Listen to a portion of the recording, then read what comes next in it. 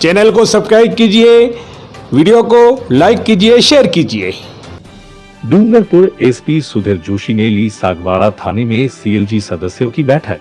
सोमवार 5 अप्रैल को एसपी सुधीर जोशी ने सागवाड़ा थाने में सीएलजी सदस्यों की बैठक ली।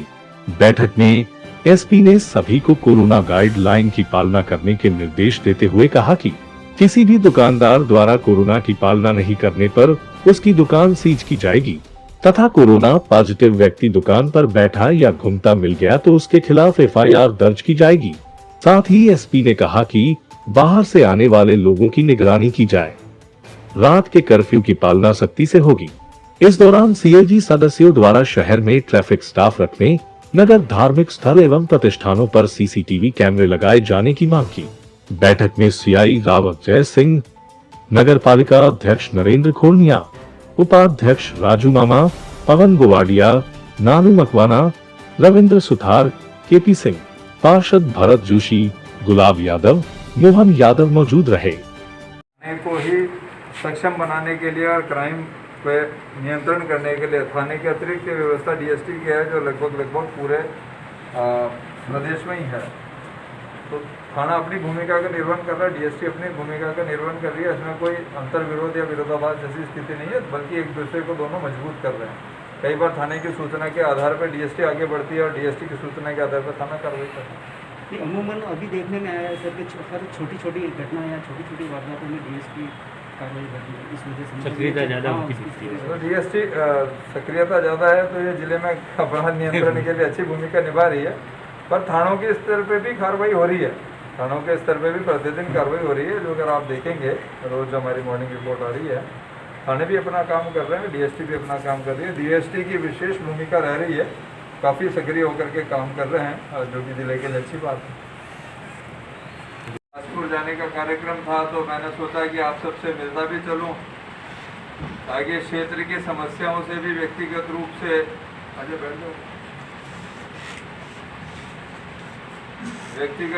क्षेत्र की समस्याओं से भी मैं अवगत हो सकूं और कुछ आपके सुझाव हो या कुछ ऐसी जानकारियां जो हमारे पास नहीं हो तो वो भी मिल सके और आपके साथ मिलकर के कुछ बेहतर काम कर सकें। एक तो ये मन में भाव था। दूसरा जो अभी एक अर्जेंट इशू था वो ये कोरोना वाला है। अच्छी बात है, आप सभी यहाँ जो बैठे हुए हैं सभी ने शायद मास्क लगा रखा है। सागवाड़ा छोटा कस्बा है, अच्छा कस्बा है, पर अभी कुछ समय से कोरोना का काफ़ी व्यापक प्रसार हो रहा है यहाँ पे। तो आप और हम मिलकर के इस कोरोना को हरा सकते हैं। मेरा एक उद्देश्य भी था कि मेरे माध्यम से जितना मैं आप तक जागरूकता का संदेश पहुंचा सकूं। जो कोरोना की गाइडलाइंस है, आप सब भली भांति परिचित हैं कि कितनी बड़े स्तर की ये बीमारी है। इस कोरोना की गाइडलाइंस का हम सभी लोग पालन करें। जो गोल्डन रूल बने हुए हैं, वैक्सीनेशन आप सभी करवाएं, जो भी एलिजिबल ग्रुप हैं। मास्क अवश्य पहने, सोशल डिस्टेंस, फिजिकल डिस्टेंस, 2 गज की दूरी कहिए, जो भी बोलिए उसकी पालना अवश्य करें और हैंड वॉश, सैनिटाइज़र का प्रयोग करें। तो ये अब बहुत ज़्यादा ज़रूरी है, क्योंकि पिछले साल जब के अंदर पहले बोहरवाड़ी से शुरुआत हुई, फिर दूसरे मोहल्ले में, उसके बाद से सिलसिला थमा नहीं है। मैं ये भी चाह रहा हूँ कि हम अपना प्रयास कर रहे हैं, पर आप लोग भी अपना प्रयास करें, अपने कर्तव्य का पालन करें। आप स्वयं सुरक्षित रहें, आपका परिवार सुरक्षित रहे। बीच में और बातें करता रहूँगा। एक बार आप सब परिचय दे दें तो मैं वाकिफ हो जाऊँ आपसे। मास्क के संदर्भ में भी मैं आपका एक समय दर्शन लूँगा। ये लगाने का मकसद ये है कि हम बात करते वक्त भी मास्क थोड़ी समझदारी रखेंगे। और मेरा मानना है कुछ दिन अपन ने कर लिया, तो वापस अपन सागवाड़ा को बिल्कुल जीरो कोरोना पे ले आएंगे। ला सकते हैं ना अपन? तो बस आपका ये सहयोग करें, थोड़े दिन रखें इसको, जो नहीं लग रहा है घर परिवार में, मोहल्ले में समझाए, रोके टोके। पुलिस तो अपना काम कर ही रही है, आप देख रहे होंगे जो नहीं लगा रहा है उसके खिलाफ कानूनी कार्रवाई भी हो रही है ना। पर उसकी आवश्यकता ही नहीं पड़े अगर अपन सब जागरूक हो जाएंगे तो। ठीक है, तो थोड़ी जागरूकता और बढ़ाओगे? बढ़ाएंगे सर। छोटी विनती ये थी, जैसे अपन चित्री है वहाँ ट्रैफिक शाखा है, हमारे यहाँ ट्रैफिक शाखा भी नहीं है। शाखा तो नहीं है, पर यहाँ लगा रखा था शायद। पर वो थाने से ही लगा रखा है सर। ऐसा है, ये सारे प्रस्ताव सरकार पर जाते हैं, वहाँ से स्वीकृत होते हैं, फिर फोर्स मिलता है तो करते हैं, है ना। करवाते हैं। ट्रैफिक शाखा के लिए आपने कहा था पहले, आपने दिनेश को कह भी दिया।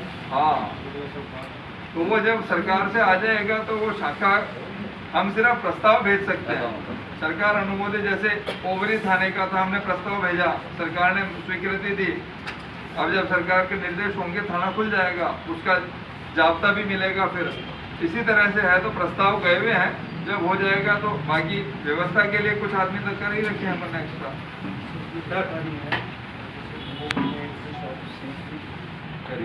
बता रहे हैं बहुत अच्छी है, आप भी प्रयास कर ही रहे हैं, मेरे को बहुत अच्छा लगा सुन के। डूंगरपुर में भी हमने 3 दुकानें ऐसी थी जिसमें कोरोना की गाइडलाइंस का पालना नहीं कर रहे थे, अर्थात ना खुद ने मास्क लगा रखा है, ना जो अंदर आदमी आ रहे, भीड़ भरी हुई है दुकान के अंदर, सोशल डिस्टेंसिंग नहीं है। तो ऐसी 3 दुकानें सीज करी डूंगरपुर में।